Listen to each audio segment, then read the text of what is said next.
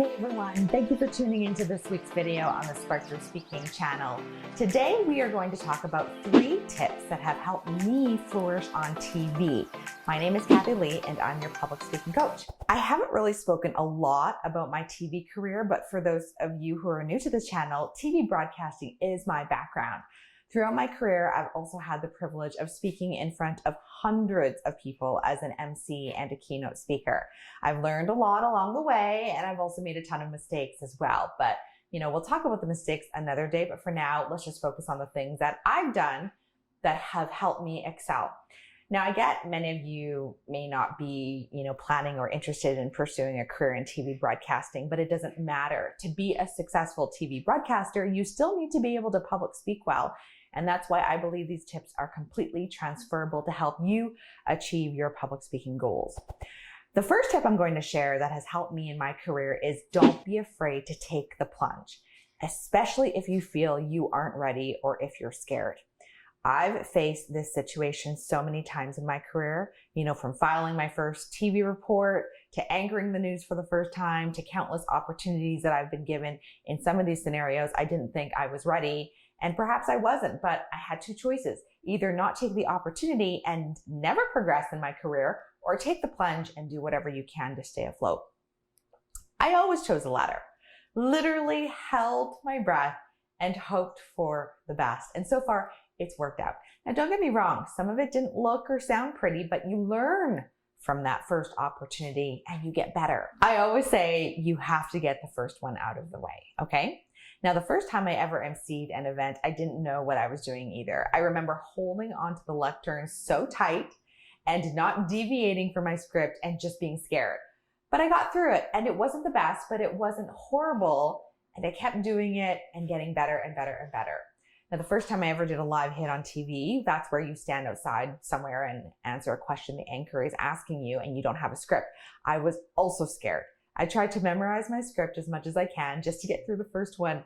And once I executed the live hit, I had the confidence that I could at least do it. And from that point, I just kept improving and improving. For you, if you are getting ready for a presentation or keynote, or you are wanting to, start your social media channel, if you have time to prepare, that's a good start. But at some point, you're going to have to pull the plug. You're going to have to execute that presentation or keynote or film, your first video for social media. Even if you feel you aren't ready, just take the plunge, because you have to start somewhere, right? You have to start. My next tip is practice, practice, and practice. When people see successful people, all they're seeing is the end product of years of hard work, but seldom do people see the struggle and the grind. Like any skill, whether it's TV broadcasting or public speaking, you get better by putting in the work. There really is no other way around it. Even if you have natural talent, you still need to put in the work. When I first started in TV news, I knew that I needed to improve on certain skills, especially the skills that were needed for those opportunities that I was given that I felt I wasn't ready for. The thing is, in the real world, no one holds your hand and coaches you to get better. Most times the grunt work is done on your own time. Now for me, I didn't have the luxury of someone babysitting me to help me improve my skills. I put the work in myself and I did it on my own time. I practiced when I could and took extra courses or professional development seminars to get better at my craft. But the fact that you guys are watching this video means that, you get what I'm talking about and you're taking the initiative to get better at public speaking. You've searched up how to improve public speaking and it's brought you to my YouTube channel. The fact that you're watching this video and taking notes or listening intently shows that you're taking initiative. And I remember a long time ago when I was given the opportunity to do the weather on a news program, to be honest with you, I was horrible at it. I didn't know where to stand. I kept forgetting what to say. It was a complete mess, but I was given an opportunity to try it live on a show, and being the person who takes a plunge, I knew this was something I couldn't just wing. And the person who was training me didn't really care to put in an effort to make sure I was ready. I was frustrated about, that at that time, but now I realized that person was not responsible for my future. They owed me nothing. It was up to me to figure out how to get ready for the show. So you know what I did?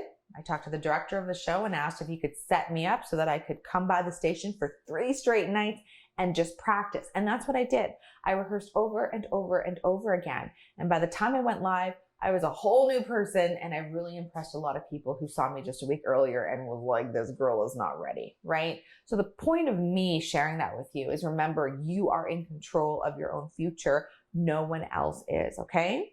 Before I get to my last tip, I just want to thank you again. I say this all the time, but thank you for learning with me and getting this far into the video. Remember to join our public speaking community. You just have to hit the subscribe button below. You do that, and again, you will continue to get weekly public speaking and training videos. I really want you to learn with me, so go ahead and subscribe, okay? All right, my last tip that has helped me excel in TV is understanding that setbacks are inevitable. You can't be perfect. That's just the reality. And the sooner you learn this, the better you will be off, or you can at least find some peace knowing this, okay? One day you can ace a skill, and the next day you can totally bomb. I've been there many times, and it's so frustrating, and it makes you question if you are truly cut out for it. But I can tell you that it's just part of the process, okay?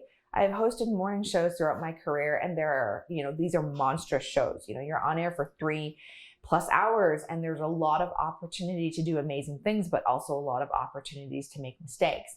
And I used to come down on myself so hard when I would stumble over words or make mistakes or completely zone out, probably due to lack of sleep, and not say something witty to my co-anchor. And I would really doubt my skills because I felt I had aced them before. But what I realized over time is, looking at my progress, the progress is not each and every word that I delivered or every show I hosted, because there will be ups and downs. So the best way to measure your success and your progress is to do it collectively. If over the course of 6 months, I was improving and that trajectory kept rising, then I was on a good track, right? So the same mindset can be applied to your public speaking. Don't measure your progress or your success by aiming to perfect every word you deliver, because people who listen, they don't care if you're perfect or not. They care more about the message you are delivering, right? And don't be discouraged if you find some days you speak better, better than others. You want to focus on the big picture, okay? Focus on the big picture. All right, that's it for today, everyone. Just to recap, the 3 tips that have helped me flourish on TV and in my career are: don't be afraid to take the plunge.